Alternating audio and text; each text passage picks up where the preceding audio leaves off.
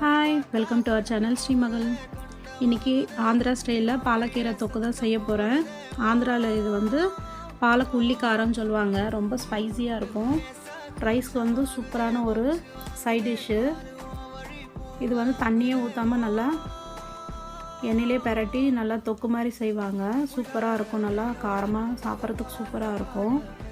வாங்க எப்படி செய்யலான்னு பார்க்கலாம். அதுக்கு ஒரு கட்டு பாலக்கீரையை வந்து நல்லா வாஷ் பண்ணிவிட்டு பொடியாக கட் பண்ணிக்கோங்க.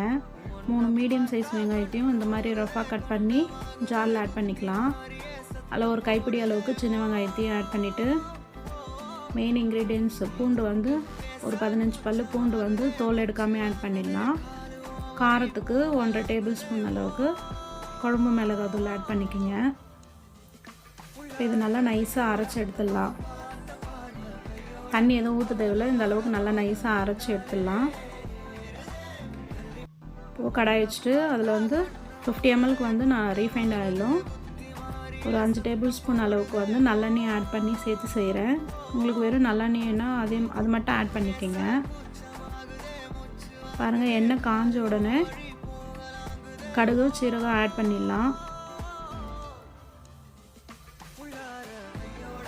இது இந்த மாதிரி எண்ணெயிலே பெரட்டி நம்ம தொக்கு செஞ்சு சாப்பிடும்போது சூப்பராக இருக்கும். இது வந்து ஒரு வாரத்துக்கு ஃப்ரிட்ஜில் வச்சு கூட நம்ம வந்து அப்பப்போ எடுத்து சாப்பிட்டுக்கலாம், நல்லாயிருக்கும். இப்போ கடுகு வெடிச்சிருச்சு. இதில் வந்து 1/4 டேபிள் ஸ்பூன் அளவுக்கு வந்து மிளகு, 3 காஞ்ச மிளகு ஆட் பண்ணிவிட்டு 1 டேபிள் ஸ்பூன் அளவுக்கு உளுத்தம் பருப்பு, 1 டேபிள் ஸ்பூன் அளவுக்கு கடலைப்பருப்பு ஆட் பண்ணிவிட்டு இது வந்து நல்லா ஸ்லோவில் வச்சு வறுத்து விடுங்க.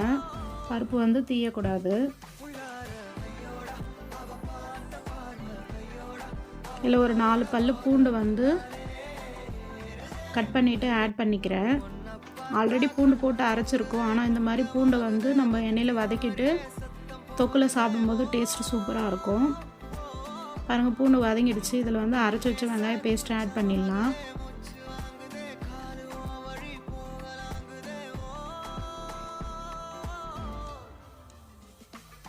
இது வதங்கிறதுக்கு தேவையான அளவு வந்து உப்பு ஆட் பண்ணிவிட்டு இது ஸ்லோவில் வச்சு நல்லா வதக்கி விடுங்க. ஹையில் வச்சிங்கன்னா நல்லா தீஞ்சிரும். அடியில் ஸ்லோவில் வச்சு நல்லா இந்த மாதிரி அடிக்கடிக்கு வந்து வதக்கி விட்டுட்டே இருங்க. இப்போ இன்னும் கொஞ்சம் 1/2 டேபிள் ஸ்பூன் அளவுக்கு ப்ளைன் சில்லி பவுடர் ஆட் பண்ணிக்கிறேன். உங்களுக்கு காரம் எந்த அளவுக்கு வேணுமோ அந்த அளவுக்கு ஆட் பண்ணிக்கோங்க. 1/4 டேபிள் ஸ்பூன் அளவுக்கு மஞ்சத்தூள். இது நல்லா ஸ்பைஸியாக தான் இருக்கும். இது ஸ்லோவில் வச்சு நல்லா வதக்கி விடுங்க. பாருங்கள், நல்லா மசாலா வதங்கி வந்திருக்கு. கலர் நல்லா சேஞ்ச் ஆகிருக்கு பாருங்கள். இதில் வந்து பொடியாக கட் பண்ணி வச்ச பாலக்கீரை வந்து ஆட் பண்ணிடலாம்.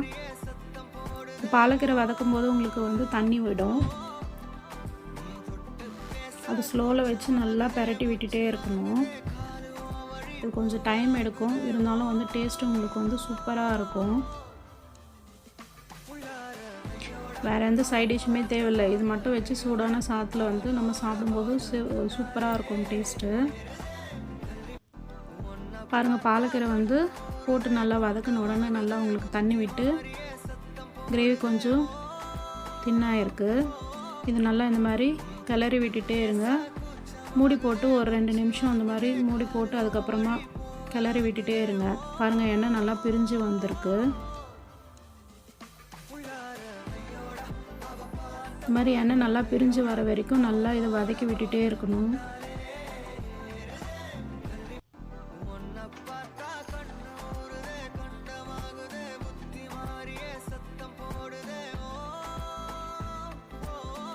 அவ்வளோதான், டேஸ்டியான ஆந்திரா ஸ்டைல் பாலக்கீரை தொக்கு வந்து ரெடி ஆயிடுச்சு.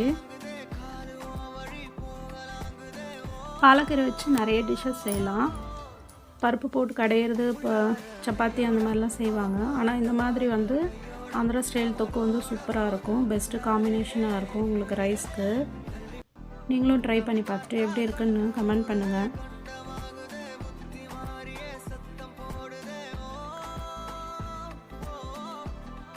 இது தண்ணியை ஊற்றாமல் நல்லா இந்த மாதிரி நம்ம எண்ணெயிலே பெரட்டி செய்யும்போது உங்களுக்கு 4-5 நாளைக்கு வந்து நம்ம ஃப்ரிட்ஜில் வச்சு கூட சாப்பிட்லாம். இதே மாதிரி வேறு ஒரு இன்ட்ரெஸ்டிங்கான ரெசிபியோடு அடுத்த வீடியோவில் மீட் பண்ணுறேன். லைக் பண்ணுங்கள், ஷேர் பண்ணுங்கள், சப்ஸ்கிரைப் பண்ணுங்கள். பக்கத்தில் இருக்கிற பெல் பட்டனையும் ப்ரெஸ் பண்ணுங்கள்.